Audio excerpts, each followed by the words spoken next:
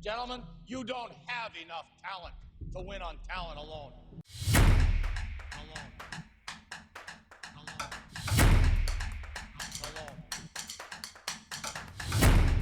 Hello and welcome to the Town of the Podcast brought to you by The Wheel. I am your host, Adam Hess, and with me, as always, he's maybe a squid or a whale. He's a squid or the whale. It's Mike Regan. Mike, how you doing today? I'm doing great. Doing fantastic. Just fucking dandy. We got Turkey Day coming up. I love me some Thanksgiving. You don't because you're vegan. So I just think it's a holiday I simply don't care about. Is it because we broke bread with Native Americans and then slaughtered them all shortly after? I just think it's a dumb holiday, man. It's not political at all. I'm just very European in my mindset. You know, I care about Formula One and Everton. I love it. I love all the fixins. What's else? Something else that's European? Nude beaches. Is that European? Yeah, I guess. I associate more with Europe, right? Yeah. Not with like England, Europe, but with like I don't know. I wouldn't think of England as a nude beach place.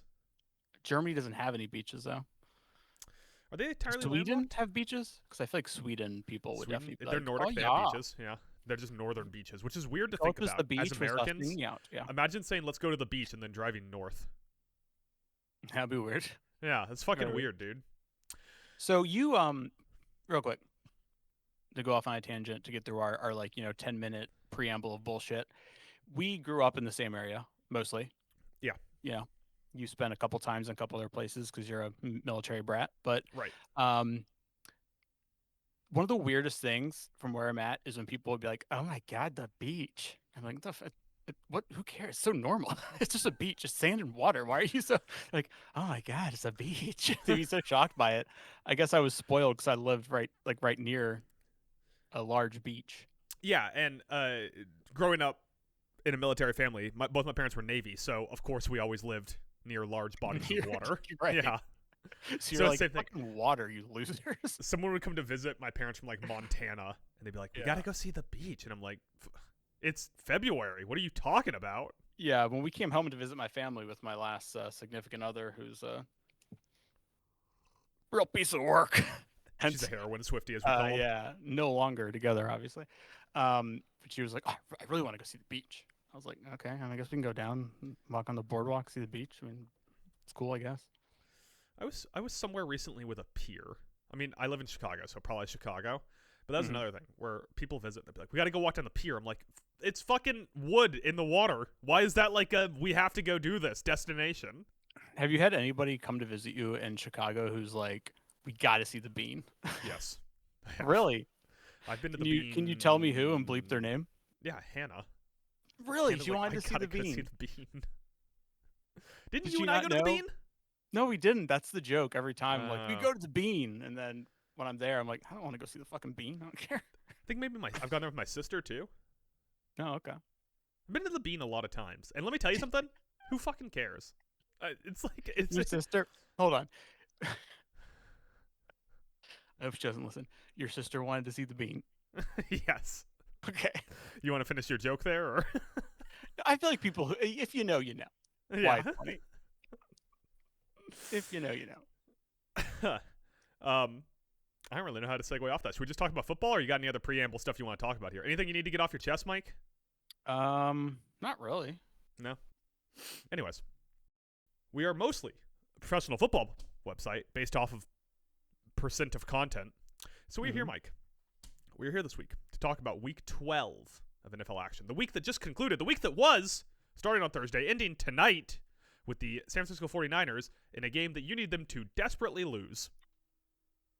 I didn't want to talk about it. Don't bring it up. Because if they lose, you're still alive in the survivor pool. I had a crazy week in my non-talent alone life. And, next thing I know, I look down at a text from Adam like 9 minutes after 1. He couldn't have texted me like 9 minutes before 1. He waited right. It's 9 minutes after 1 Eastern time to text me and say, "Hey, you never made a survivor pool pick." So I immediately... You want to go through and read all the texts you didn't respond to? No. That's not necessary. I immediately pulled up the site and was like, okay, fine. I'll just pick like a 4 o'clock game. Turns out we use Yahoo. Doesn't allow that. You're just locked out completely if you don't get a pick in by 1 o'clock. I had to copy and paste the same text to you twice to get a response about talent alone stuff. But so in my I texted you at 12:06 about your survivor pool pick. You replied 3 minutes later. I was doing something for work. My defense to that one is, you ever been like busy and then in your head you're like, yeah, I responded to that, but you actually didn't. No, usually So my phone's on silent, texted so I me- don't check it. Yeah, unless you I must need to have you must have like copy and pasted, because you sent me word for word Mhm. the exact same text, and I Yeah. was like, I copied and pasted it. yeah, and I was like, oh fuck, I didn't respond to this, but then I told you, and I started with my bad. Which isn't an apology, to be fair. Wait, the point is I said my bad. All this is getting cut anyways, but we are streaming tomorrow. So We that's something. are. Yeah. Streaming at 7 o'clock Eastern, 6 o'clock Central, playing more Pokemon Red Randomizer in our quest to become Grand Champion. But we are a football podcast. What? Shut up. We are a football podcast, and we are here to talk about Week 12 of NFL action. Started Thursday, ends tonight. Next week starts Wednesday and ends Monday, so that'll be a lot of football. But we'll get to that on a different day. We're not here to talk about Week 13. We're here to talk about Week 12, Mike. Mm-hmm. I figured that we should start off with the notable news of the week. Play the sound effect. All right, well, that's licensed. I think if I like mimic it, it doesn't. They can't copyright that. Fair use. Yeah, just It's mimic fair it, but use. yell fair use over and over again afterwards. Fair use. Fair use. There you go. Brandon Ayuk reportedly set to split with the 49ers after they find a way to end his contract guarantees as a result of his knee injury and disagreements on how to treat it. Mm-hmm. Isn't he healthy enough to come back now, though? Wasn't that also the word? I haven't seen that anywhere, but I'm Or prone maybe to I'm- believe you if you saw it somewhere. Maybe I could have misread something. I don't know. Yeah, Thoughts? I mean, this is the problem with Wide receivers, football. Wide receivers in football. really any skill position. You're always riding that fine line of he gets hurt and then that contract was a bad contract all of a sudden. And also, it's also the problem when you hired a coach who's such a offensive guru. He's going to make Kendrick Bourne look really fucking good, or make Ricky Pearsall look good, or whoever, and then that contract's now going to look dumb if that guy is not healthy and on the field. So I was against even before the injuries and everything, I was against the Brandon Ayuk contract. So That's true. You said I hope that he never earns a cent of it. no, He ends have up they in poverty overpaid in the poorhouse. Juwan Jennings yet? I haven't checked lately. Not yet. They will. Not yet. I'm sure they will. Because otherwise it'll be Pearsall, Kendrick Bourne, George Kittle, and 95-year-old Christian McCaffrey. But are we so crazy to think that McVay can't make that work? We are, because McVay doesn't coach the 49ers, so that's primarily. Shanahan, sorry. Yeah. I get two of them mixed up. Like, let's also point out that this decline wasn't like this season because he's been out all year. Like, he played 7 games last year and only put up 374 yards. Right, but that's because he got injured last year and then aggravated it in training camp. Yeah, it doesn't matter. You played 7 games and you didn't do nothing. That's fair. It's fair. I think Ayuk's going to sign with someone like Buffalo or Kansas City, like a wide receiver needy team, be a high upside wide receiver 2 on a relatively cheap contract, and have a pretty good year next year. I can already tell you, based on what I've learned from Brandon Beane, he's probably going to be in Kansas City in that scenario. Not enough palm trees. That's the problem, Buffalo. Not enough palm trees. Taxes in New York are too high. Goddamn Kathy Hochul. Just can't do I was it. going to say Mumbani. Bumdani.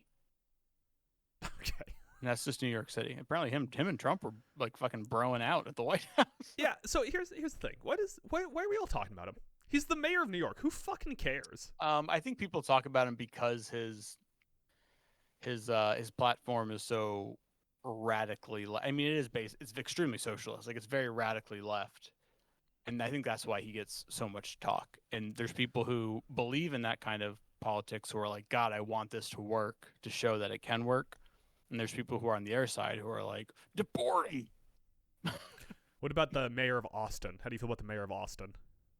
Oh, you mean Kevin Austin, the mayor of Austin? It's Steve Austin, but close enough. Is it really Steve Austin? No, of course it's not Steve Oh. Austin. I was like, holy shit. I have no thoughts on that. Yeah, well, I can guarantee you the mayor of Austin has similarly liberal policies, but we don't talk about them all the time. Because it's not New York City is one of the biggest cities in the world. But it doesn't affect anyone else's day-to-day life outside of New York. You've heard the song. They've said that. I love LA. This is New York. All right. Austin doesn't have a song. Austin definitely has a song. Not that There I was heard. Austin. Half your favorite film directors are from Austin. That makes sense. Austin's like the liberal Wes place Anderson you and go Quentin to. Tarantino. That's in really all I Texas. had. Oh, still. Robert Rodriguez. You big Robert Rodriguez guy? Shark Boy and Lava Girl? Spy Kids? No. Hmm. I hate Anyways. El I Mariachi. hate Shark Girl and Lava Boy. I hate them so much. Got that backwards. Shark Boy and Lava Girl. Back to the news. Chip Kelly. Why does Shark Boy Fired. get top billing? Well, you said Shark Girl and Lava Boy. You just got the genders that's right. backwards. My bad. Chip Kelly gets Kelly out. fired 11 games into the season. Mhm. First season. Mike, how much is Chip Kelly to blame for Geno Smith throwing every pick that was available to him? I mean, I don't think it's 100% on Chip Kelly. I don't think he's ran a good offense, but I also think he didn't have A good offensive line, Yeah, exactly. And or a really, good like quarterback. that's the crux of everything. Like good offensive line, and then if you don't have a good offensive line, you hope you have a quarterback that can make up for it. And Geno Smith, he's just as the meme says, you're not that guy, Bell. You're not that guy. So it's work out. It is a little like you were getting paid good money at Ohio State. You could have kept doing that, brother. Yeah. It's kind of like I think you should leave when he's at his friend's whatever, like housewarming party or whatever it is, birthday party. Mhm. The one where he eats the receipt. Right. Yeah. Yeah. And at the end of that, when he's leaving, he's like, "When I showed up, your wife kissed me on the cheek." You should know that. Yeah, like there's got to be some level of Chip Kelly just looking at Ohio State's success this season and going, and just so you know, we're going to win a national championship without you. Yeah. Instead, he could have just been riding the coattails of that great roster and won another natty. Probably made more money the next year if someone else wanted him. But Like, I get it. This is what I've always said. The allure of the NFL to these fucking people is such a trap. Yeah. And I think that's what it is with Chip. Is he had his one crack at it as a head coach. It didn't work out. Did he have two cracks? Was it just where did he coach after Philly? Was it San Francisco? No way. Why do I want to connect Chip Kelly in San Francisco? I'll Google it. You keep talking. Okay. He had his crack. It didn't work out. One or two cracks. We're doing research to find out.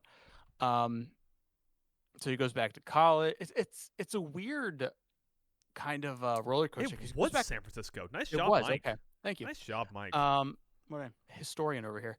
He goes back to college. He goes to UCLA as the head coach. It goes terrible. And then he literally spends 1 year at Ohio State, coaches a good offense, has the best wide receiver in the country. That helps. And a phenomenal duo in the backfield in Travion Henderson and Quinshon Judkins. They win a natty, and then immediately he's, boop, I'm going back to the NFL. So it's clear that he has this goal in mind. He wants to succeed at the pro level because he immediately jumped ship. If anything, he could have said, I tell you right now, he probably could have said it to Ohio State, like, hey, like I'm getting NFL calls. The Raiders have an offer on the table. And he probably could have got more money to stay at Ohio State. Ohio State. Is there anything? Yeah, no. No. Mike, third and final news item that we're just gonna have to blow through because we got a lot of talking to do, and I got a lot of editing to do afterwards. Obviously, with all the talk we've done early. JJ McCarthy did the concussion protocol. It's been a bad couple weeks for 9. I gotta tell you. Yeah, he could have stayed in college too. Could he? He's like 22. He may have had one more year. Couldn't he have transferred to Ohio State? I don't know. Extended him and Chip Kelly. Running That it would have back. been wild. That would have been wild if he won a natty at Michigan and then transferred to Ohio State. That'd been fucking crazy. I'm just starting to think this JJ McCarthy guy is no John Elway, you know? I'm starting to lose faith in JJ. Mhm. After week 1, I was all in on it. Mm-hmm. I'm starting to lose a little bit of faith, but man. This is the It's problem with having a weekly football podcast is our takes are very public when we go Right. all in on your J.J. McCarthy's or your Micah And Parsons then for you- Defensive Player of the you- Years. regret them. So, only other piece of news I don't think you hit was that the Browns named Shadur Sanders the starting quarterback. Yeah, I saw that. I didn't really consider it news because you know what he was last week, Mike? The starting quarterback. Thank you. Yeah. I was like, okay. I thought that was already a thing, but I guess that means that like Dylan Gabriel's good to go, and they're like, no, Yeah, he cleared it's protocol. Shadur time. Yeah. Which if I had watched Dylan Gabriel play football, I would have said, yeah, I'll go with the guy who's been throwing the ball like he's Jameis Winston, where it's either going to be a pick or a touchdown every time, instead of Dylan Gabriel, who plays like if Bo Nix was a eunuch. I mean, that's basically more fun just to do who says YOLO, so I'll go with that. Yeah. And hopefully we'll get like 6 more insane press conferences out of Shadur Sanders at some point this year since he's the starter. Yeah, didn't he say, he was like, because he said in his post-game interview on the field, he was like, that was just like 1 week. Imagine if like I had a whole off season. Yeah. People were like, dude, this is why everybody was like, didn't like you. Personally, I liked it. Here's the thing about Shadur, right? Why does everyone dislike Russell Wilson? Because he's like cheesy. Why does everyone dislike Karl Anthony Towns? He's a dork. Yeah. You know what it is with both those guys and Shadur? It's that they do this machismo thing, but it's so insincere. I got too much. You're trying. Yeah, it'd be like if we came on here and one of us started bragging about how we're like a sex god or something. Like it's not, it doesn't come out naturally, right? Like it's going to sound so forced. And Kat sounds forced and Russell Wilson sounds, it's like every time that either one of those guys speaks in public, it sounds like just off camera is someone holding up cue cards that they are writing for those people to say. What to say. Yeah. And Shadur Sanders has that too. Like Shadur in the third quarter, right? 12 minutes left in the game, was like, I got to start thinking about what I'm going to say in my post-game press conference. Yeah. But you know who doesn't do that? Who? People like Cam Ward, who just like on the spot earlier this season had the quote of the year when they asked him, where he said, if we're keeping it a buck, we ass. Yeah. That was not pre-planned. That is Cam Ward on a second of thought. You know who else doesn't do it? Anthony Edwards, who when you ask Anthony Edwards a question, you got no fucking idea what the answer is going to be. Right. He doesn't know what the answer is going to be. And it comes out sincere because he is saying it as he's thinking it. In Shadur's defense, I haven't seen any reports of him doing like high knees up and down the aisle of an airplane. Not like yet. Russ. So not yet. It's true. It's also the difference between Deion Sanders and Shadur Sanders is when Deion Sanders said something, that guy believed it with 110% of his heart and soul. I think Shadur believes it. I don't think so. I think Shadur Sanders is saying, like, what if I could be Deion? I guess you could say it is a little performative, like he's trying to be Deion-esque in his cockiness, and it does come across a little performative. So that's if I was Shadur, I would be calling up Jalen Hurts, and I would say, what do you think going into interviews? Because you should be swerving as far left off of Coach Prime as possible. You are not Deion Sanders. Oh, can we talk about the greatest part of that game? I don't think, like, if you didn't see this exact point when it was happening, but Deshaun Watson got cleared by his doctors. He was able to travel with the team and be on the sidelines, and they were talking about how he has been a mentor to Shadur and Dylan Gabriel. And I was like, bad mentor. Not good. Do you think he was like, here are all the massage places where you can rotate? You see, you want to go to several different ones so they don't catch on fast. Right. All right, Mike. With that, let's get to talking about Week 12. And I figured we'll do this Reddit style. A little TLDR. Just go through each game here, and if you didn't see it, give you like a 1 or 2 sentence recap of what happened. So I have a little note for every game. If there's any point where you hop in and you're like, here's my thing that you missed, cool. I figure we'll do it that way. Sounds good. So let's start here. Thursday Night Football. Buffalo at Houston. TLDR, Mike. Texans defense is really good. That's what you missed. Yeah. Yeah. 23-19 Bills lost to the Texans. I don't know why I said it that way. I should have said 23-19 Texans. Josh Allen, 3 turnovers. The Texans defense, very good. I think, like, I heard on, here we go, Colin Coward, but he did drop the stat the one day about how, like, we were, like what our record was in games where Josh scored 3 touchdowns or more, and then in games where he doesn't, we are winless. And that's just the nature of the beast for this offense. And I said I went into this game and I wasn't super high on, like, I felt very uncomfortable. I was like, I don't know if the Bills can get this one done on the road, which we haven't been as good at. And dude, Will Anderson, man, give him the depoy. Give my man the depoy. That should be the TLDR. Will Anderson is going to be Defensive Player of the Year. He's no Kamar Lassiter. Next up, Mike. I'm reading here, Indianapolis Colts, I believe. Not the Baltimore Colts, yes. Not the Baltimore Colts. Mm-hmm. At Kansas City Chiefs. TLDR, didn't get a chance to see it. Maybe the Colts try running the ball, and the Chiefs aren't dead yet. Yeah, my TLDR would be the Colts are fake. The Colts are bitch made. Overtime loss on a field goal, and they're fake? Kansas City played terrible for the majority of that game, and the Colts had the lead for the majority, and they just couldn't tack on more points to put it away. They continued to fail. I simply would have run the ball if I was them. Maybe. I don't know.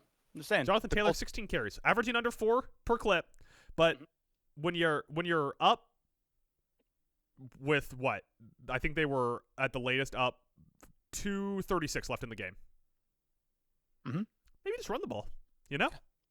Maybe on 4th and 3, don't let Mahomes convert on a 19-yard pass to Rashid Rice. Yeah.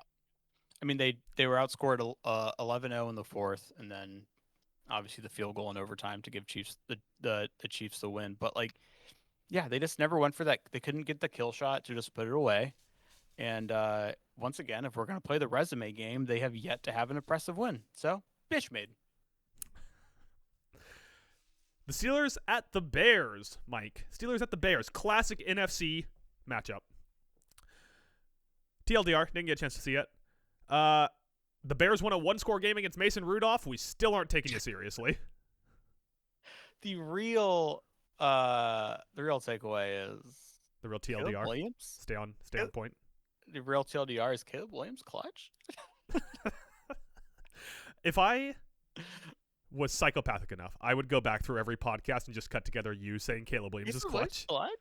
No, it is another win where you're like, damn, Bears might win their division. They're going to the playoffs, but like, I don't know about this, man. The defense is good. The running backs are good. Well, Kyle Monangai is good. The offensive line is good.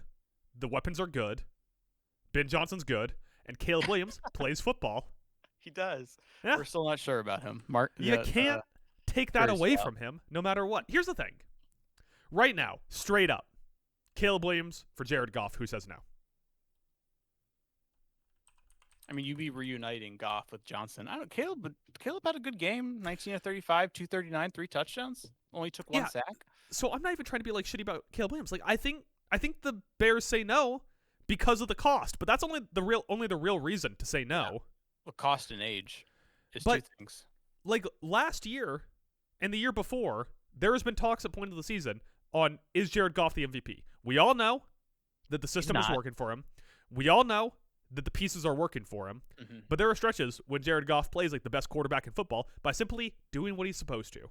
And when Caleb Williams does what he's supposed to, he's Jared Goff with a cannon for an arm. Cannon for an arm and more mobile. Yeah, when Caleb Williams gets in mobile mode, that's when he holds onto the ball for 8 seconds and takes the worst sack you've ever seen. I thought you were about to call Jared Goff sneakily athletic. I was going to pop. Damn, I really missed my opportunity there. I think we just move on off that game. Yep. Patriots at Bengals, the Week 1 2024 revenge game. TLDR, didn't get a chance to see it. Drake May leads an uninspiring win over the one more week Bengals, and Will Campbell is hurt. Yeah, Will Campbell's hurt, which is going to be very bad for that team. Also, Patriots? Bitch made? I mean, they got the win over Buffalo, but as we've seen, Buffalo's a very flawed team. Buffalo bitch made? No. Okay. Just checking. You can't call a team with their amount of losses bitch made. They're pretty much just made what they are. I don't know. Like, I was really negative on this win for the Patriots. 26-20 against Joe Flacco and the Bengals. This is so cultural on the road of you. It is. It's very like resume based and stuff like that. But I was this game dropped my stock on the Patriots. We're in like a mini May slump. Like May's in back-to-back weeks where you're like, Not sure about this one. Patriots have won 9 straight, despite us right now being like, are we sure about these Patriots? 9 straight wins. Cam Newton called him. What was the term? Did you see this news? No. They call him Cam Newton called him fool's gold. Mm. And then Drake May got asked about it, and he made a comment where he was like, I don't know what show Cam Newton's on. He's on First Take now. Is he really? Yeah, it was pretty funny. Yeah, so that was pretty good. I mean, we'll kind of get answers. Week 15 and 16, the Pats play home against Buffalo and then in Baltimore. So I think we'll get our answers here. 2 teams that we have dubbed bitchmade on this podcast. So no, Bills aren't bitchmade. Nor are the Ravens. They're just who they are, which is not that good, but will win their shit division. But anyways, next game. Speaking of the Ravens, Jets at Ravens. TLDR, didn't get a chance to watch it. Is Lamar hurt? And does it matter if Derrick Henry is back? Yeah, it doesn't. I mean, I feel like my TLDR is that Ravens are not going buzzsaw mode like they have in the past. Yeah, the Jets are bad. That's the TLDR. The Jets are bad. You didn't get a chance to watch it. The Jets are bad. This is not a great Ravens win. It's just the Ravens won. Yeah, so many years in John Harbaugh's time. God, John Harbaugh as the Ravens head coach, especially with Lamar, it's been like, oh, rough out of the gates, and then they turn into like this buzzsaw and go into the playoffs. People are like, oh, the Ravens, and then they shit the bed. But still, that's what I thought was going to happen once Lamar came back, and they've won 3 games in a row now, I think it is. Something like and that. have taken over first place in their shitty division. Actually, they've won 5 in a row now if you count the other games they won. But point being, the other games they won before Lamar came back was my point. They've won 5, but your sentence was they've won 5 in a row if you count the other games they've won. You have to count them. My point is they've won 5 in the row, but at no point has it looked like, oh, they got it all together and now they're just rolling. Yeah, Derrick Henry averaged 3 yards a carry and had 2 touchdowns. The only 2 touchdowns of the game. And outside of that, it was just 3 field goals. Put him in the guillotine. King Henry's cooked. 23-10 Baltimore win over maybe the worst team in the league. Who's the worst team in the league right now? Who's got the shit belt? Oh boy, it's the Raiders are putting up a good case for it. They're fucking terrible. Do you fire Chip Kelly? Not Chip Yeah. Kelly. They already fired Chip Kelly. Pete Carroll? Probably not. Who don't you fire? Max Crosby. You don't fire him. Brock Bowers. You don't fire Brock Bowers. And Ashton Genty. Ashton Genty. Everyone else you fire, right? Probably. Like there's not much else there. Yeah. Seattle at Tennessee, Mike. Mm. Seattle at Tennessee. TLDR, didn't get a chance to see it. Darnold bounces back, and so does Cam Ward. That was my thing. Cam Ward had a solid day. Started hitting his boy Xavier Restrepo. I mean, he only had 2 catches for 26, but he had the one really nice highlight. Yeah, it was more hitting his boy DK. Yeah. It's just every week. It's like, oh, who's the guy Cam Ward's lighting up? Is it not Onyemata? Fuck, what's the other wide receiver's name there? Is it Onyemata? It's not Onyemata. Oh no, you're thinking of Alamore or Alamar, however you pronounce it. The kid from Stanford. Hold on, I'm pulling it up so I can pronounce it correctly. Maybe it's Aomayar. I don't know. It's something like that. Yeah. Who's out this week? Anyways, we're just gonna move on. But then sometimes it's DK. This week it was Gunnar Helm and DK. Chika Conquo getting targets in the classic Mike Regan bad and young quarterbacks model. Hitting them tight ends, dude. Jackson Smith and Jigba. Like, can we we'll talk about it later, but like, offensive player of the year doesn't go to quarterbacks. Yeah. 8 receptions, 167 yards, 2 touchdowns, back on target for 2,000 yards in the season. First 2,000-yard receiver ever. This is something I look at too. His long was 63. So if you take that out, he still had 104 yards on his other 7 receptions. Yeah. That's unreal. Also 10 targets, 8 receptions. The guy's not dropping passes, man. Sam Darnold, my rule of grizzled vets. They go to the number 1 option. But just Cam Ward, clean up the sacks a little bit. Keep playing like you're playing. One day, we could be talking about you in the Jared Goff, Caleb Williams tier. Yeah, I mean, jury's definitely still out. He gets a better team around him. I definitely think I still definitely have some hope for the Ward. This game was over. so early. It just doesn't look like it because of the final score. Right, but it was. Yeah. Yeah, Seattle sprinted out to a lead and then were just fucking around for most of the game. Just fucking around. Vikings at Packers. Ooh. Vikings at Packers. TLDR, didn't get a chance to watch it. JJ McCarthy is bad, and Jordan Love, maybe he's not much better right now. He's really not. We all play games and pretend that he is, but he's not. 23-6 win for the Packers over their division rival, Minnesota Vikings. Combined between the two quarterbacks, barely inched over 200 passing yards. Yeah. Green Bay, congrats on the win. Big dubs. The Vikings had 145 offensive yards. How many net yards with including sacks and that? I don't know. So, I know their offensive yards were 145. So they had 35 yards lost to sack. Mm-hmm. So they had 110 net yards of offense all game. Yeah. So you should have won. Yeah. Micah Parsons with 2 sacks, only to be outdone by Myles Garrett, but Micah Parsons with 2 sacks. No, so we can continue this fake idea that he's going to be Defensive Player of the Year. What a joke. What a joke, Micah Parsons. These Packers, they're on the Mount Rushmore of bitch made in 2025. I can't even believe it. Don't they have the same record right now as Buffalo? Yeah, but that's like a different standard. First of all, they don't, because the Packers are 7-3-1. Because they don't have that Mamba mentality and couldn't get a win. To lose games? No. I'm just saying, the talk about... all right, I'm not even getting into this with you. Bills aren't bitch made, all right? Bills have lost to bad teams. Therefore, we cannot be bitch made. So you have to... Got it. So you have to beat bad teams and lose to good teams to be bitch made. Yeah, you have to be like fake. People are like, "Oh, look at their record; they're good," and it's like, no, they're actually not. They beat teams like the Vikings, who only put up 110 net yards, and we're supposed to sit here and be like, "Oh, look at the Packers go!" Like, fuck off.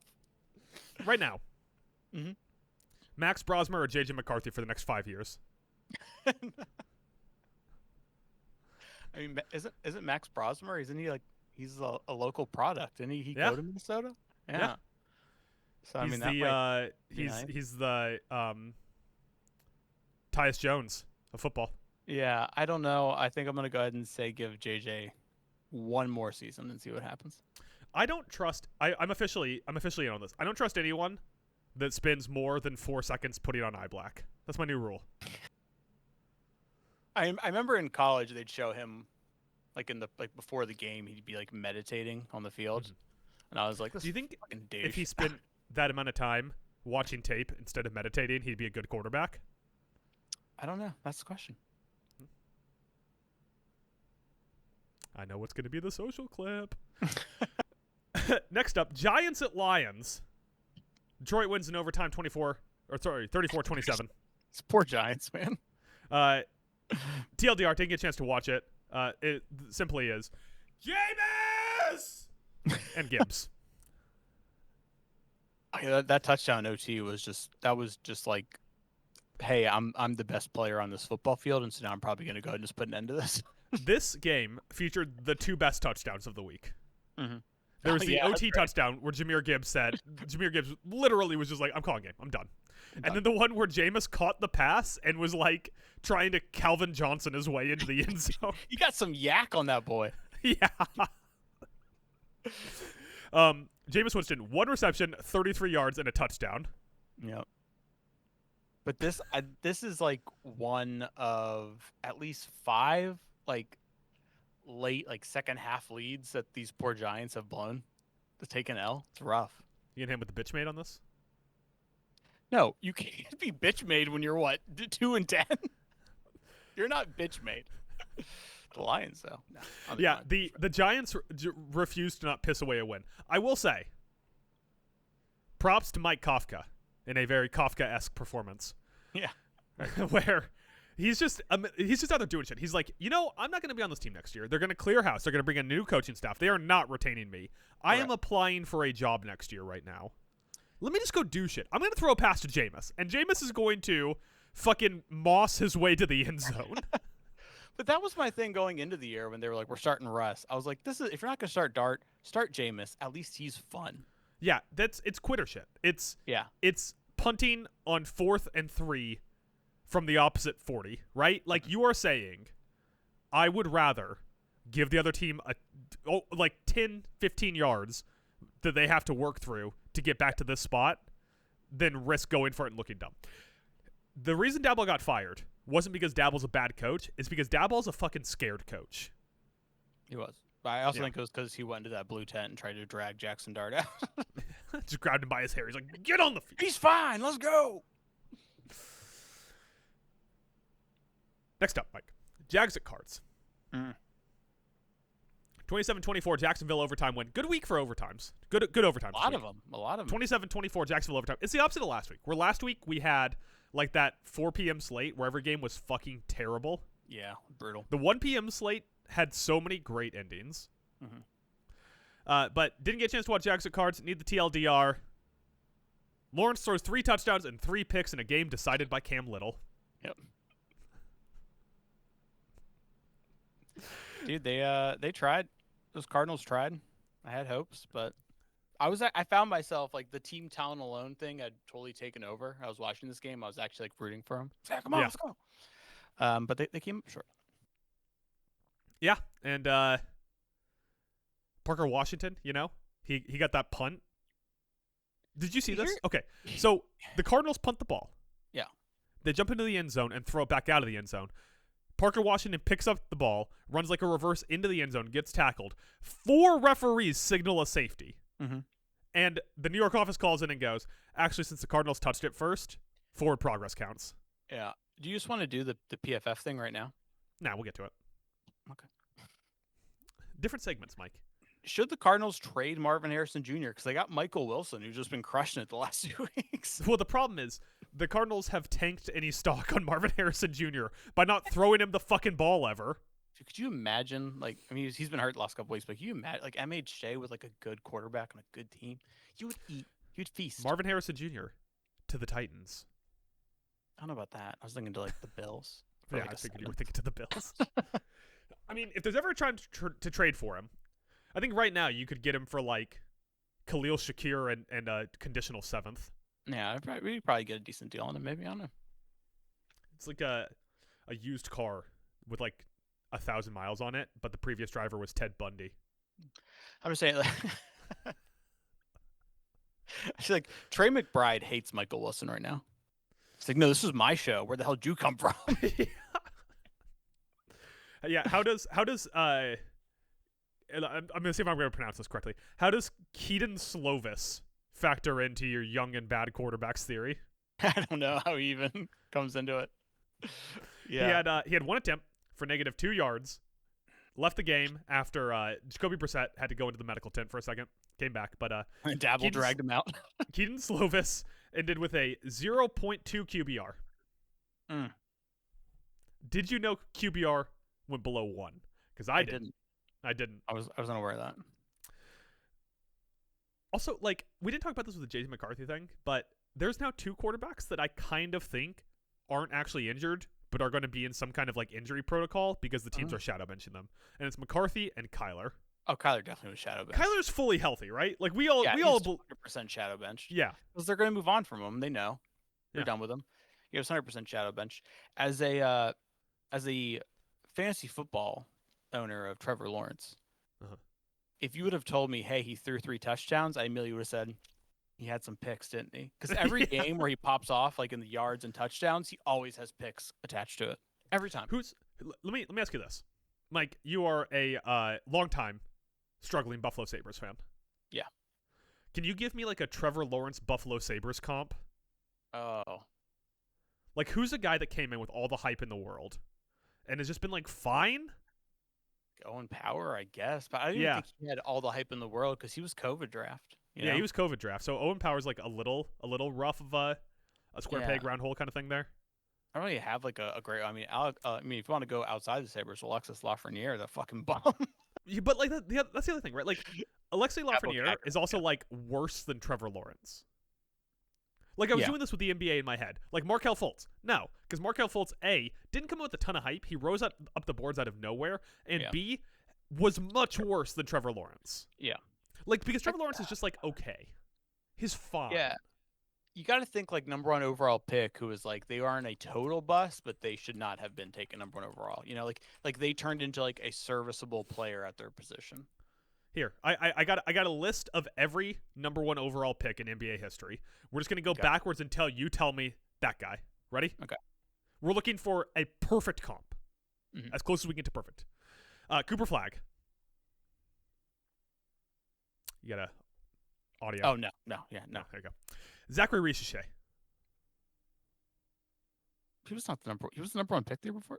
Yeah, it was a bad draft, man. I Alex Sarr was blocked number out 2. that draft. I don't even know how well Zachary Richeche is playing. You No, tell me. It was a bad draft. It wasn't like Yeah, bad generational draft. prospect Zachary Richeche. Exactly. Yeah. Victor Wembanyama. Obviously not. Paolo Banchero. No. Cade Cunningham. It looked like it at first, but now no. Cade Cunningham scoring like 40 a game. So Yeah. Anthony Turn- Edwards. No. Zion Williamson. Oh, that's the comp. It's a little hard though, because the problem is Zion Williamson is hurt. He's not bad. He's hurt. Yeah, I guess. There's a better one the next year. Okay. DeAndre Ayton. Oh, yeah. Now, Like, DeAndre Ayton didn't come in with as much hype as Trevor Hype, Lawrence, but DeAndre Ayton has been firmly okay his entire career. Mhm. Andrew Wiggins is probably another good one. Number 1 pick, came in firmly okay. Mhm. And we've just been like, yeah, sure. Andrew Wiggins, I don't know. DeAndre Ayton, Trevor Lawrence. I feel like you got to rethink the Zion thing, because even when he's healthy, I don't think of Zion as like a monster. I just think of him as like, yeah, he's good. That's because you're not watching enough Pelicans. When Zion's healthy, he's like a top 8 power forward. Top 8? Yeah. Okay. Meh. Bring this up to Tyler on your next basket with him. See what he says. Browns at Raiders. Oh, boy. TLDR, didn't get a chance to watch it. Shadur's better than Dylan Gabriel? Or maybe worse? He's better. I watched too much of this game, and it was hilarious. Well, okay, then I got a bone to pick with you if you watch too much of this game. Yeah. Why the fuck did no one reply to me trying to figure out why Dylan Sampson had so many goddamn fantasy points? We had the one, like, Shadur's first passing touchdown as a quarterback was a screen to him that he took to the house for, like, 50-something yards. So that was probably most of it. Yeah, this game should have had, like, the Benny Hill music over it. Exactly. Especially when the Raiders were on offense. It was also know the Browns too, because did you see the Jerry Jeudy clip? Yeah. What are you doing? What was that? Dude, who fucking knows whatever that was? What in the world? I mean, like, you want to real quick? Should we talk about what Jerry Jeudy did if anyone missed it? I mean, like, Shadur like rolls out to his right, hits a wide open Jeudy in like all this space. He's going upfield, and then he does this weird he like stops running and kind of like does this little like hop, like maybe he was going for like a move. I don't know, but his like momentum came to a complete standstill. Some dude caught up to him from behind and just peanut punched the shit out of the ball. It looked like he was trying to do a jump cut, like a running back does, but a hezzy. Oh yeah, it looked like he was trying to do a hezzy. But like when running backs do it, it's like before they get going, and they like move to the side to fill a gap. Yeah. And like Jerry Jeudy just did it like in the open field, and then got tackled from behind and fumbled the ball. His jump cut also was like it was in slow mo. Like he like came to a complete stop, and it was like boop. It was like ball it was out. the thing I was bitching about with Shador Sanders earlier, where it's like Jerry Jeudy decided he was going to do that on Friday night, and he's like, just got to find the time to do it. Yeah, it was brutal. Other notes from this game: Schweisinger leads the game in tackles once again, 11 tackles. Myles Garrett, 3 sacks. Dylan Sampson, what? Did I say that right? Yeah, Dylan Sampson and Quinshon Judkins both score touchdowns. Yeah. Cleveland wins 24-10 over the worst team in the league. Dude, it's great. Like the Browns have some like good young pieces. They have some fucking studs on defense. They just never they just had a quarterback or an offensive line that you really want to write home about. It's not great. They could use some help at receiver too, but I mean, unless you're like a huge Isaiah Bond guy and you're like wide receiver 1, Isaiah Bond. Didn't he score a touchdown? He had that one deep shot that he connected on. When I texted you, I was like, holy shit, Shadur just threw a fucking ball. Like that was a nice throw by him. But that was about it. He also threw an extremely ugly interception into double coverage. I was like, I don't know what you saw, brother. Do you think Mel Kiper came on the Isaiah Bond throw? Yeah. No, just every positive throw Shadur made, he was like, don't you. I picked him up at I needed I saw. a Yeah, second you picked QB, him up the last when you second. should I have been picked up making Shedeur. your pick in Survivor Pool. You picked him up then. I didn't. Mike, next up. Falcons Saints.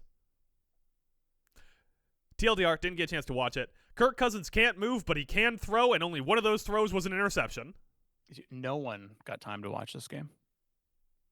How many snaps in this game did you watch? I had it on in the multi-view. Yeah, I had it on my laptop, which means it was the 5th option. Right.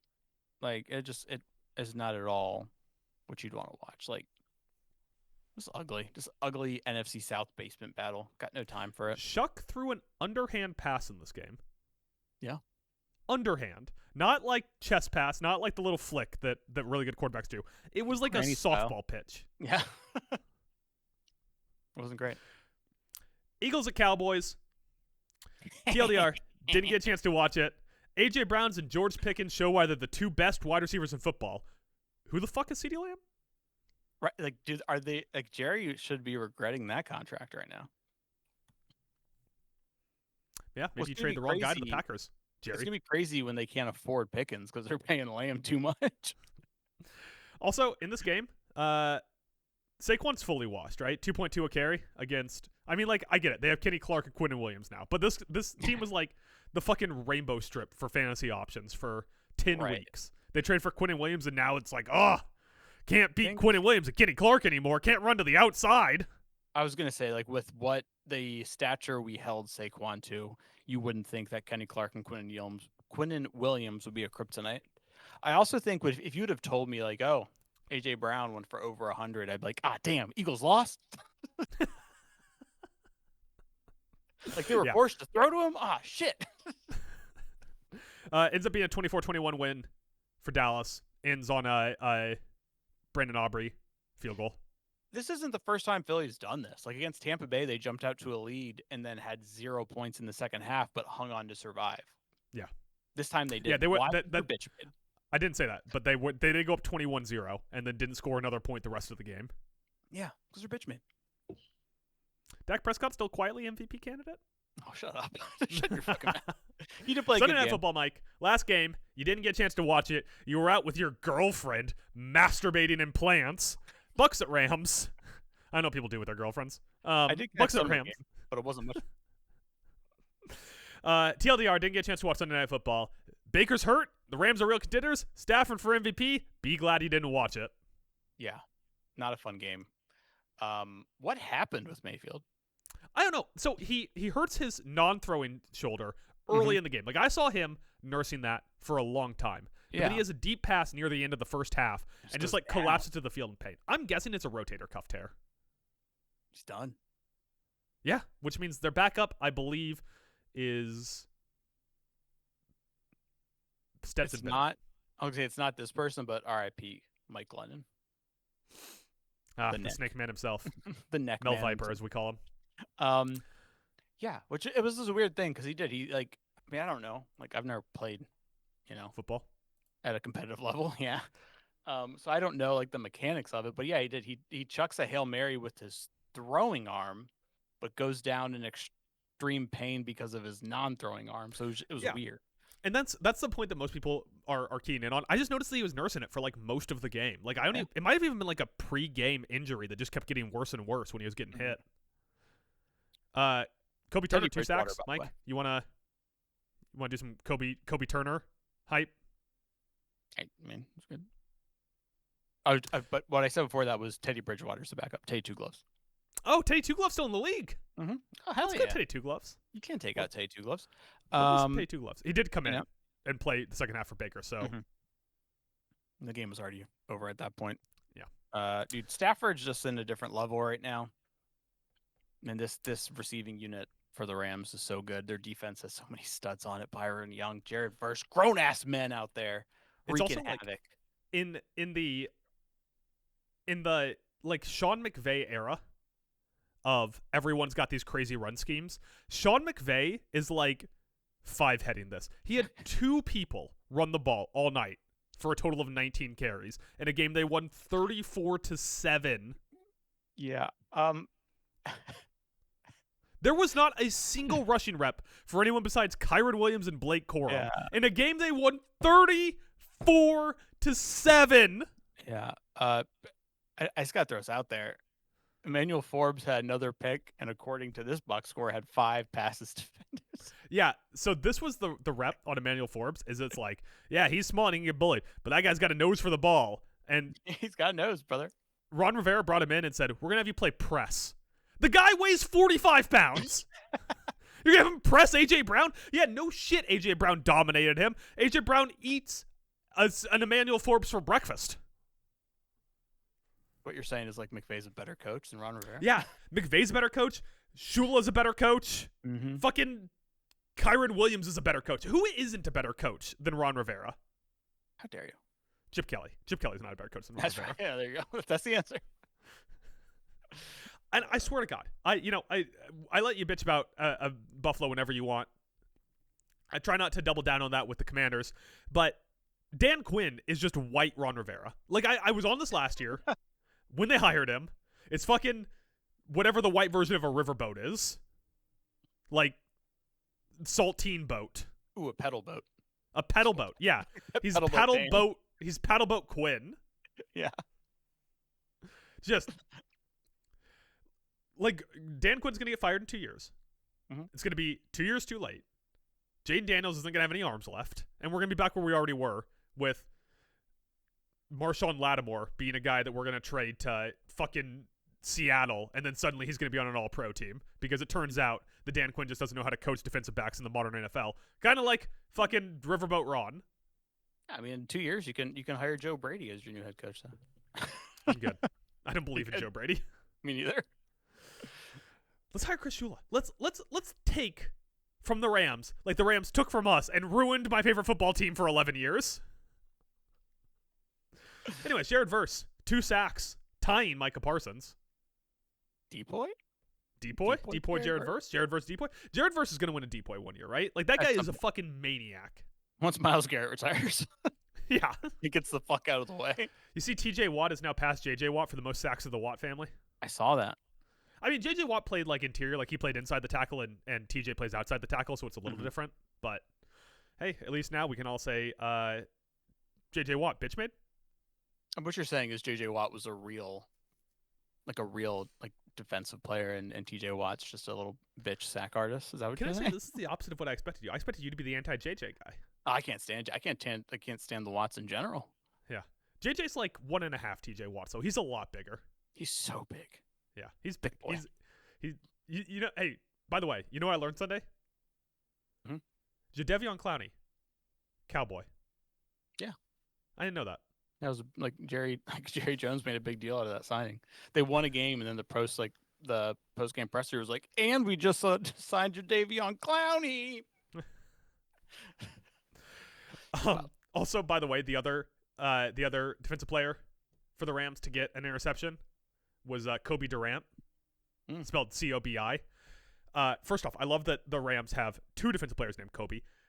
Second, I love that when Kobe Durant was born, his parents were like, well, you got Kevin Durant's last name. We're going to give you Kobe's first name. You're going to be the best basketball player of all time. And now he's in the NFL. Like, not what we thought, but we'll take it. Yeah. All right, Mike, that's all I got. Did I miss any notes? If you, on Sunday, got hit by a car at 9 a.m. and you just woke up and this is the first thing you did, is there anything important that I missed from Sunday? I don't think so. Oh, in the news portion prior to this, we didn't talk about that. It sounds like Joey B's suiting up. Yeah, I figured we'll touch on that a little bit Wednesday. Oh, okay. When we do our Week 13 preview, but it looks like Joe Burrow's going to be back for Thanksgiving. The hottest tanks in the business. I don't know why he's coming back. I made a very smart decision. On Thanksgiving, I'm going to see Knives Out 3. Oh, nice. Yeah, so I'm going to have to catch up on some of the Thanksgiving in our one fantasy league, I have Joe Burrow sitting on the IR. Let's go! Hey, can you add more IR slots to our Dynasty League? Oh, my God. Any changes will happen in the offseason. Have you seen how many players I have on IR right now? No, maybe you should draft better. You shouldn't draft weak-bodied players. Brother, trust me, I am with you on that. All right, Mike. Now that you've learned all about Week 12, we're going to talk a little bit more about Week 12 in a segment that we do here every week where we guess the top 5 players by PFF grade. I didn't know where I was going to go with that. I was like, well, we don't. I guess the top 5 players by PFF grade. For the Arizona Cardinals, team talent alone, Mike's going to look them up. Has to be a minimum of 50% of the snaps, but I'm going to try to guess the top 5 graded players in the Arizona Cardinals' heroic loss to the Jacksonville Jaguars. They tried their hardest. They tried their hardest. And in the end, it doesn't even matter. Don't know why. It doesn't even matter how. Okay, go ahead. All right, Mike. I'm ready when you are. Ready. Number 1, Michael Wilson. Easy pick. Yep. He's the 4th player though on the list at a 72.7 offensive grade. He had a lot of yards. A lot of yards, Michael Wilson. 15 targets, Michael Wilson. 15 targets, Wilson, we call him. Number 2, Tracy McBride, the 3rd. No. Really? Trey McBride's a bitch. Didn't make the list. Damn. Trey McBride's a bitch. Number 3, clutch sack and interception. He's the smallest guy on the field, and I'm not talking about Bryce Young. That's Budda Baker. Buddha. He is. He was number 2 with a 77.5. Number 2. Number 4, don't feel great about this one because he gave up a touchdown in coverage, but he also had a blitz and a pick. Rookie out of Michigan, Garrett Williams. Nah. Didn't make it. He's also Close. He was close. He was like 0.3 points off the next guy ahead of him. And number 5, my last one here. Really don't feel good about this one because he's so bad in pass protection, but he had a touchdown. Bam Knight. Nah. Rough week for me. I got 2 out of 5. Who did I miss, Mike? Yeah. Calais Campbell and a bunch of offensive linemen. Oh, you did miss Calais Campbell, who's number 5 with a 68.1. You missed the number 3 being linebacker Zaven Collins with a 76.7. What'd you say? I like Zaven Collins. Everybody likes Zaven Collins. And then you missed number 2. Wait. I got number 2. Budda Baker, right? You said Budda? Yeah, I said Budda Baker. Okay, so yeah, you missed number 1, the man, the myth, the legend, the Viking himself, Hjalta Frold Holt, 77.7, the center, locking it down. Just after we talked shit about sinners last week too. Centers, not sinners. I was surprised, but he didn't play that many snaps, and I'm really confused. Did Walter Nolan get hurt? I don't think he got hurt, did he? He played snaps, one of which he scored a touchdown. Yeah, Walter, I didn't think that I saw him out there enough, so I didn't pick him, but yeah, he had a really good game. Yeah, he scored a touchdown. Oh, he is questionable. He ruled out not to return to Sunday's game against the Jaguars. Yeah. Okay, I just missed that. Mike, next week, the $100 game could have come at a better time for you. I know. I actually have a chance now. Baker, questionable with a AC joint sprain in his non-throwing shoulder. If he doesn't play, we're going to get Teddy Two Gloves versus the brisket man himself, Jacoby Brissett. Should they just have to switch teams every quarter? Maybe. This should be a good one. Michael Wilson versus Tez Johnson? Let's go. In a stacked week 13, that could end up being the worst game. And we have $100 right on it. Yeah. Or the best game. Or the best game. Could end up being 34-31. Let's see. Okay, I'm just scrolling through here real quick. The other contenders for worst game: San Francisco, Cleveland, Jacksonville, Tennessee, New Orleans, Miami, Atlanta, Jets. Yeah, I think Atlanta Jets and New Orleans, Miami are going to be tough to top for just dog shit. Yeah. Well, Mike, that's the Arizona grades for this week. Before we get to our final segment, awards pick, how about we do something that we did last week that you unfortunately won, so we got to do it again. Mike, you got 10 minutes. If we're running long on time, we don't have to do it. No, we're fine. All right. You got 10 minutes to talk college football here. I'm going to set my timer. You get 10 minutes to tell us what we missed in college football this week. And then at the end of that 10 minutes, I will take a quiz. So are you ready, Mike? Yep. Timer is going. So let's start out with some coaching carousel news as you slump in your chair. All right. This news broke while we were recording last week, so I didn't say anything about it because I didn't know what was going on. James Franklin officially hired to Virginia Tech, the new Hokies head coach, taking over for Brent Pry, who was fired a few weeks into the season. I don't know how I'm going to get 5 years. What? I don't know how I'm going to escape this. I'm very stuck. You're very stuck down there. 5 years, $8.2 million a year. In order to take this deal, he had to renegotiate his buyout from Penn State. So instead of getting $49 million from them, PSU is only on the hook for $9 million. Good news for them. Also, you love the hustle from James Franklin. He got 49 mil for sitting on the couch. He's like, nah, I'm going to get back in the game. I'm going to get to coaching because I love it. I think this is a great hire for Tech. There's already reports coming out about different Penn State prospects who are taking visits to good old Blacksburg. Guys he recruited might be going there. He's the kind of coach who can get Tech back. Like, I don't think people at Virginia Tech, they've said they're going to put more money into the program. Apparently he's going to have like 15.5 mil to spend on his roster.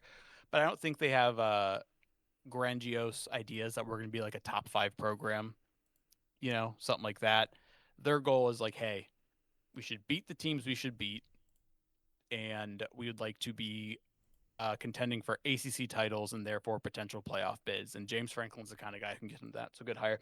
The other coaching carousel news, Lane Kiffin. What's going on? He's the belle of the ball.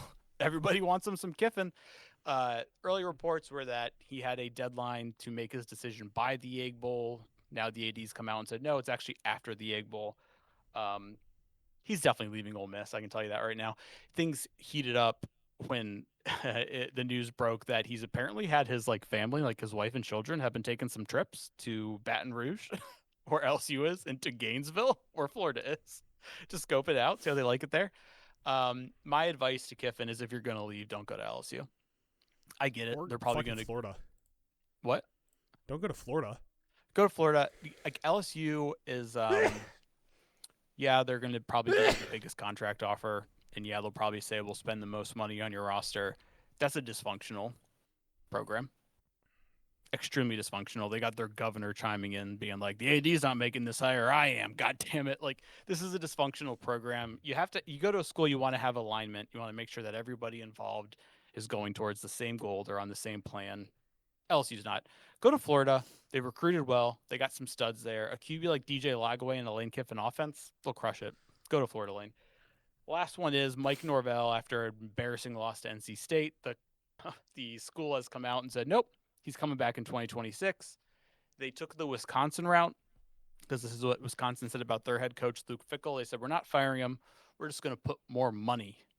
We're going to invest more. And I don't know what that means for Florida State. You're already super active in the transfer portal. The problem is that you can't recruit. Just saying.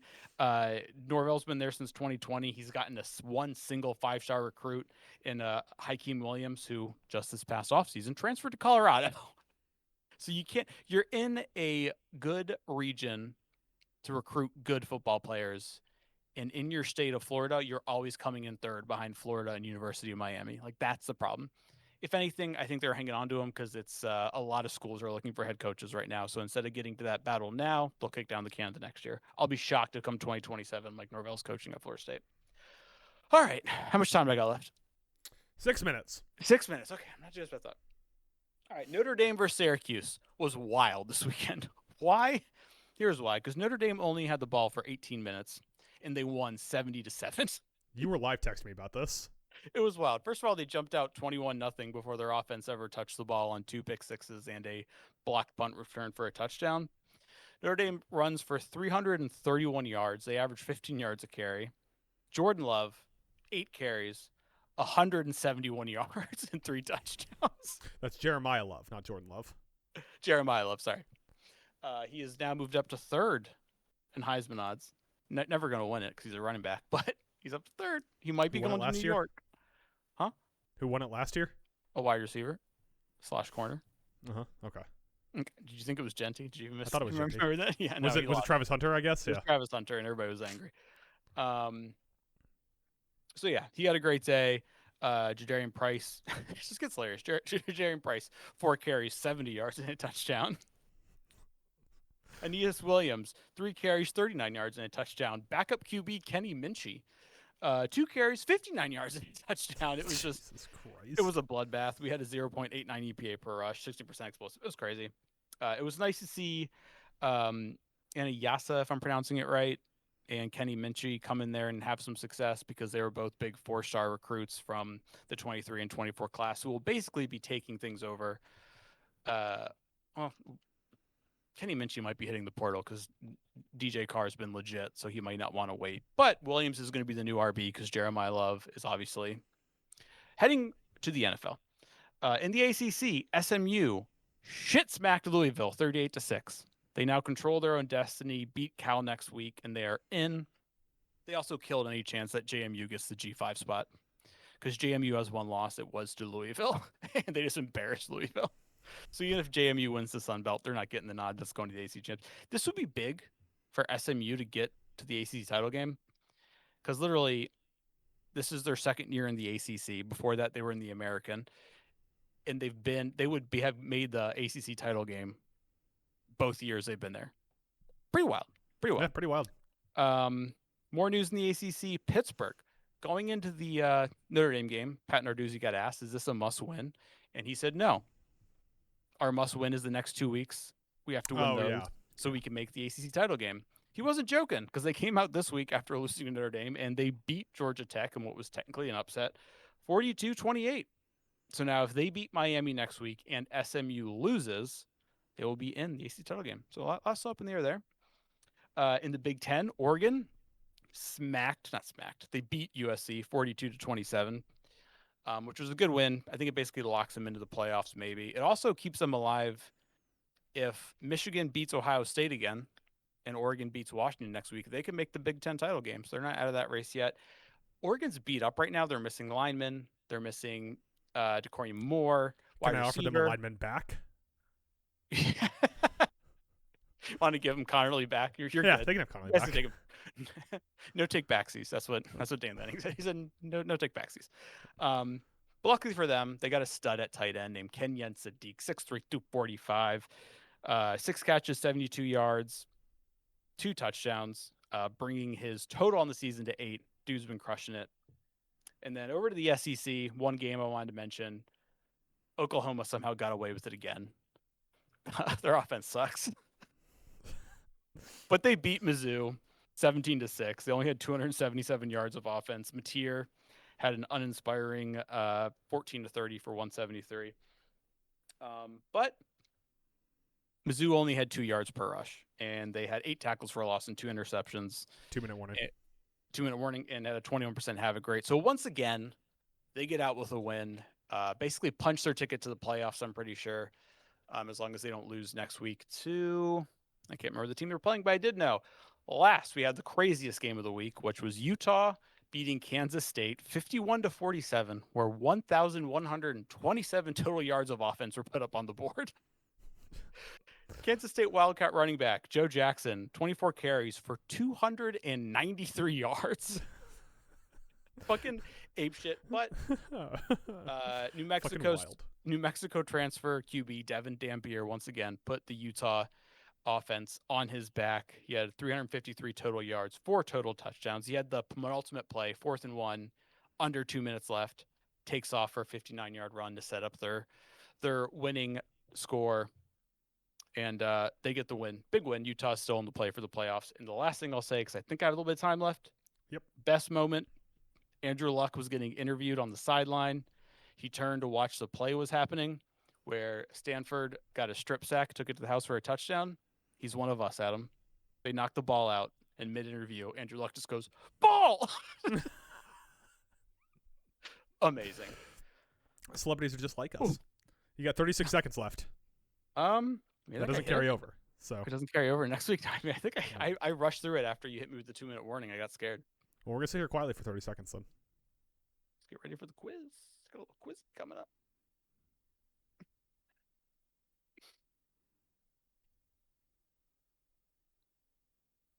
Are we really sitting here quiet for 36 seconds? 13 seconds. Rivalry week's coming up. That's really exciting. Forward to that.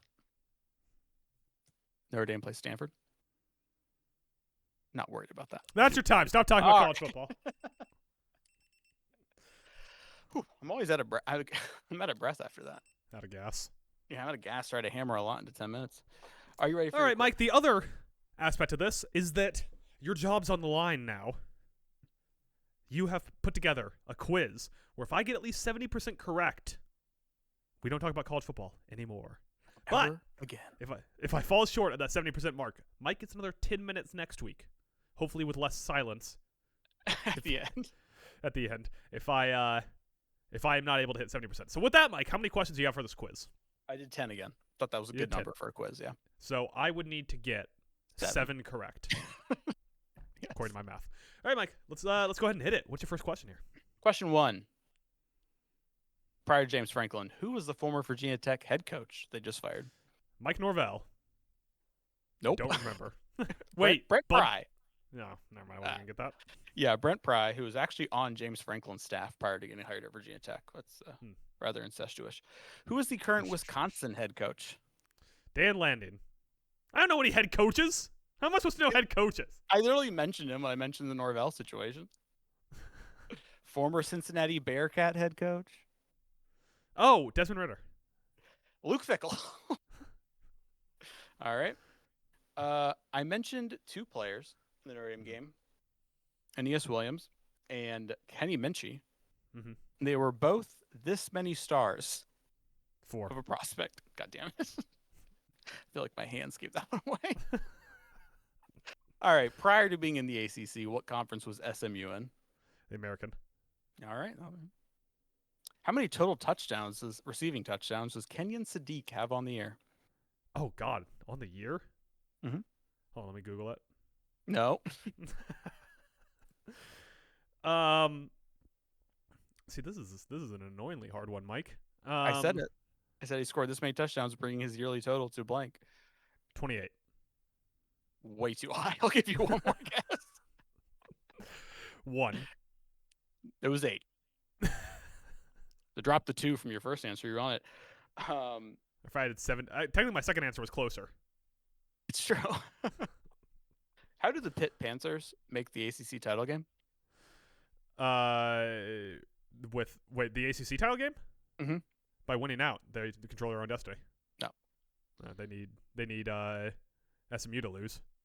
Yes, a win and an SMU or UVA loss. You had 2 possible answers there, so I'll give you that one. Devin Dampier, what was his former school before transferring to Utah? Before transferring to Utah, Devin Dampier was a... Are you Googling it right now? No, I'm just... I'm holding a coffee cup, so I can't Google. Okay. You have to put your hands up during that. He's LSU. No. It's New Mexico. Oh. All right. What city in Florida is the University of Florida? Gainesville. All right, you got that one. And if you pay attention. Oh, I don't think I actually mentioned this one in my diatribes. I don't think I can include it as a question. What was it? Mississippi State versus Ole Miss rivalry. What's the name of that game? You did not mention that, but the name of that rivalry is the South Will Rise Again. It is not. It's the Egg Bowl, but I forgot to mention that, so that question doesn't count. And lastly, true or false? Mm-hmm. Actually, over under. The amount of 5 stars that Mike Norvell has recruited, I'll set it at 1.5. Over. Under. Recruited 1. All right. So let's see here. I think I got 5. Out of 9, yeah, you got that one, that one, that one, and that one. You got 4. I got 4. I'm gonna go ahead and guess I failed this week. Yeah, that's like under 50%, just about. So, which means Mike gets 10 more minutes to talk about college football next week. Yay! All right, with that, Mike, we are nearing the end of the season, so I thought we would just rip through here and make picks for each of the major awards in the NFL. So those awards: MVP, Offensive Player of the Year, Defensive Player of the Year, Offensive Rookie of the Year, Defensive Rookie of the Year, Coach, and Comeback Player of the Year. Oh, I did mention the Egg Bowl thing, actually, but go ahead. You did. After you said Egg Bowl, I realized you did mention it, but I was like, I'm just going to let it go. Yeah. So, Mike, I figure we'll each make picks here. Kind of, we'll like snake draft it so that we both don't like say the same player or someone doesn't get screwed out of all the favorites. So why don't you kick us off here, Mike? Go ahead and start it. Who is winning the MVP? This is a weird year for MVP, isn't it? Yeah. You want to know the odds? Yeah. Currently, your favorite: Matt Stafford -220, Drake May +220, Jonathan Taylor 20-1, Josh Allen 20-1, Patrick Mahomes 20-1, and Jalen Hurts 40-1 are your top 6. I'm gonna go chalk with the top person on the list because goddamn, this man deserves it. He's never gotten one. Let's give it to Matty Stafford. So I think we should come back and look at these who we pick here and evaluate how close we were in week 12 of the season. Like nearly the season's 3/4 of the way over. We should have a good feeling for who's going to win MVP and all these awards. So I think we should come back and the winner, I don't know, gets like a cupcake or something. Ooh, By the way, you know that diner near me you went to that one time? Mm-hmm. You know they have an eating competition thing? Oh, really? Like an eating challenge? Yeah. Ooh. Okay. So with all that said, Mike, I'm gonna forego my guess here because I don't want to pick Drake May and I want Matt Stafford to win, so I'm not gonna even put in a pick for MVP. Okay. Let's move over to defensive player of the year. Wait, what do I have next on the list? Offensive player of the year. Offensive player of the year. Your odds right now: Jonathan Taylor -220, Jackson Smith and Jigba -105, Jahmyr Gibbs 25-1, Christian McCaffrey 75-1, and no one else matters on this list. I'm not going chalk on this one. I'm going Jack Smith and Jigba. I'm taking the second player. Oh, my. I'm taking the West Coast guy, the best receiver in the NFL this year, Jackson Smith and Jigba, the 2,000-yard king. Dude, he's been unreal this year. Like, give that man the Opoi. That doesn't sound as cool as Depoy, but give it to him. It doesn't. Mike, who are you picking? Jackson, JSN, brother. You can't. We got to pick different players. That's lame. I want to pick JSN.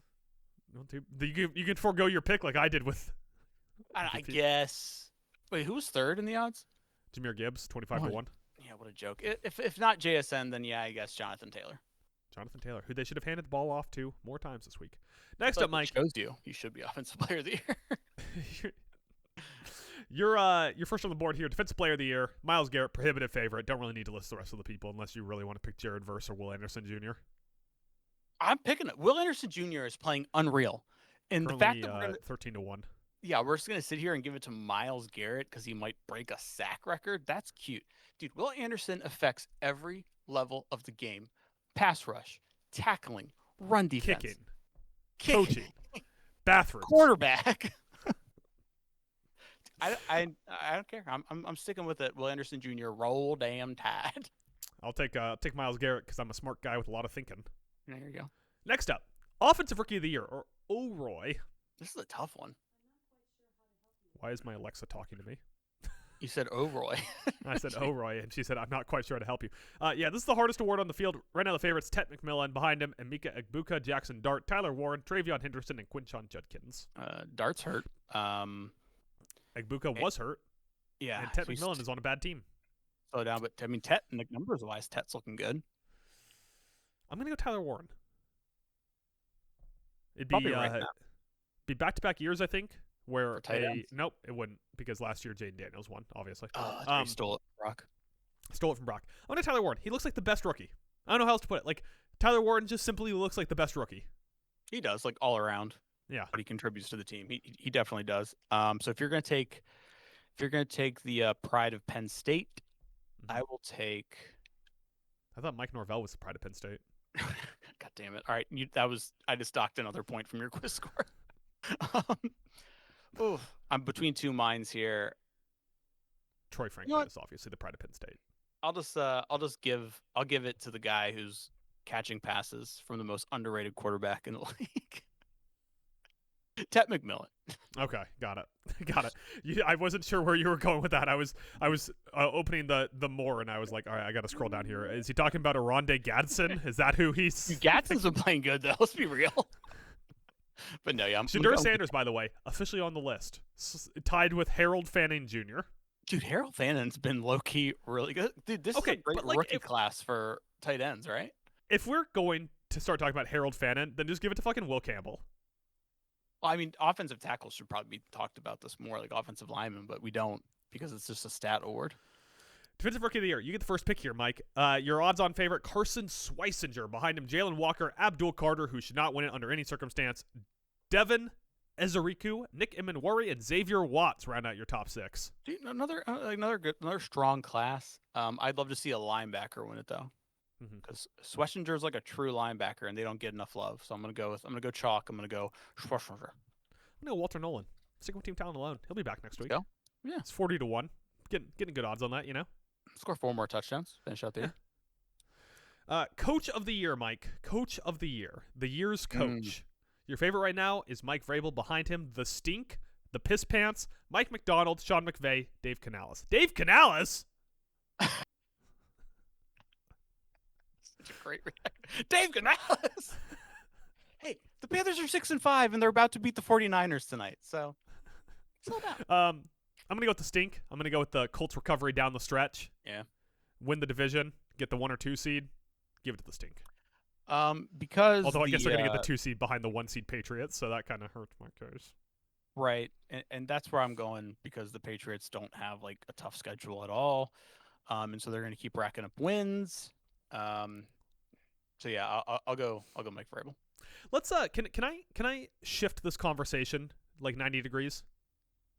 Not who's going to win Coach of the Year. Simply this season, who is the best coach for the 25-26 season? Not looking at past or future work.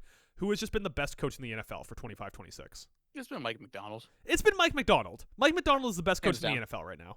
Absolutely. Yeah. And like if we're power ranking it, it's like Mike McDonald 1 and then 2A, Ben Johnson, 2B, Sean McVay. Yeah. Yeah. NFL Comeback Player of the Year, the most important award on this list, Mike. Mm-hmm. Who do you think the odds-on favorite is? I have no idea this year. Right? Who almost died last year and came back to play football? Here are... God, this is such a dumb award because wait till I rattle off these players and you notice how one of these guys is not like the other. Mm-hmm. Number 1, Christian McCaffrey. Injured last year, back this year. Number 2, Dak Prescott. Injured last year, back this year.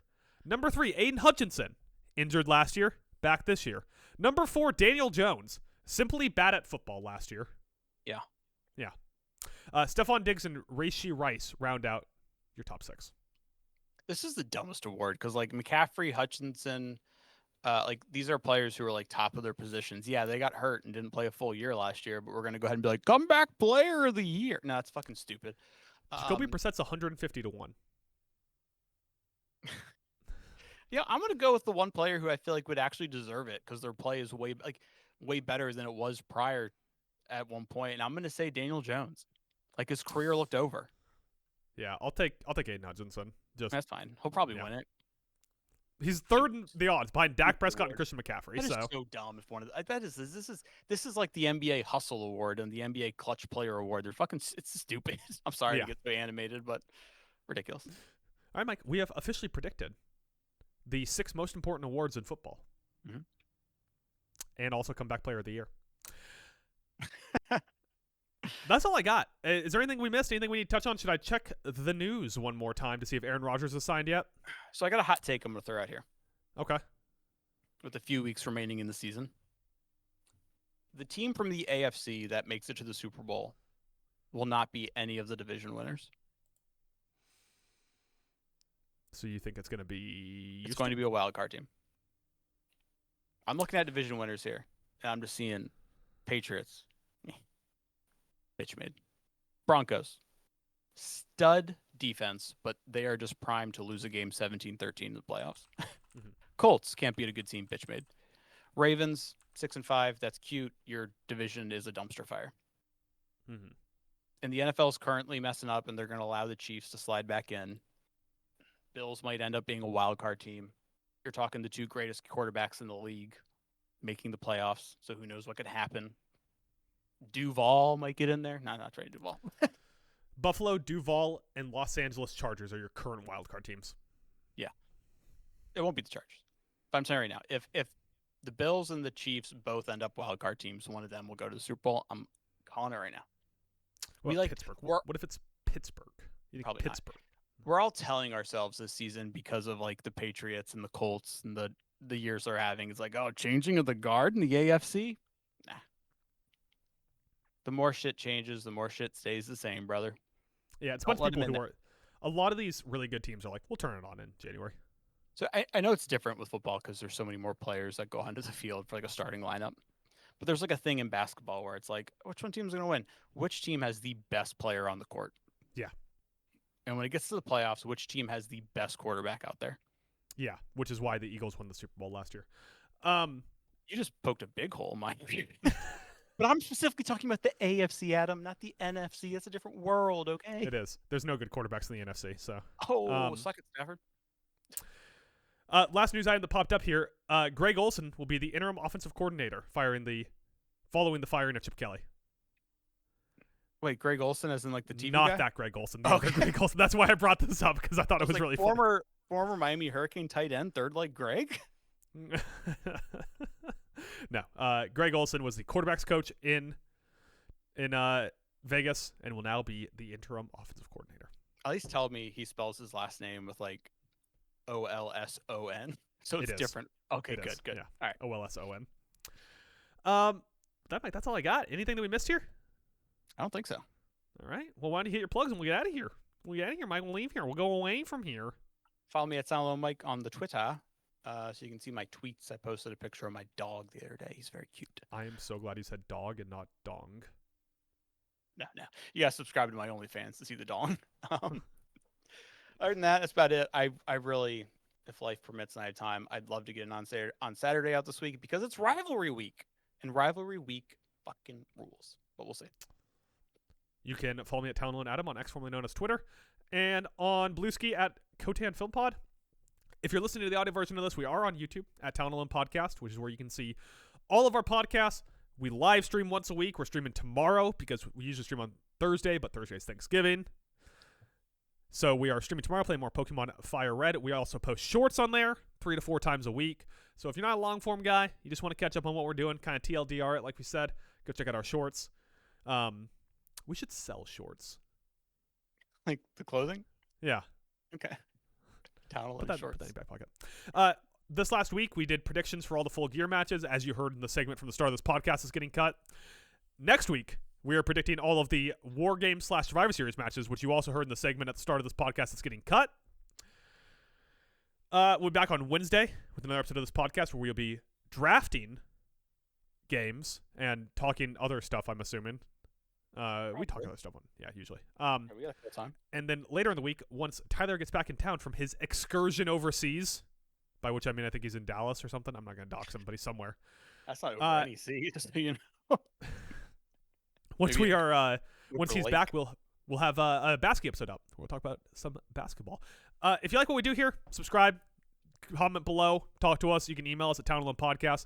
Anytime anyone comments, one of us gets in there and replies to them. Just kind of nice to talk to people about what's going on. I posted a short this last week where I said Micah Parsons was Defensive Player of the Year.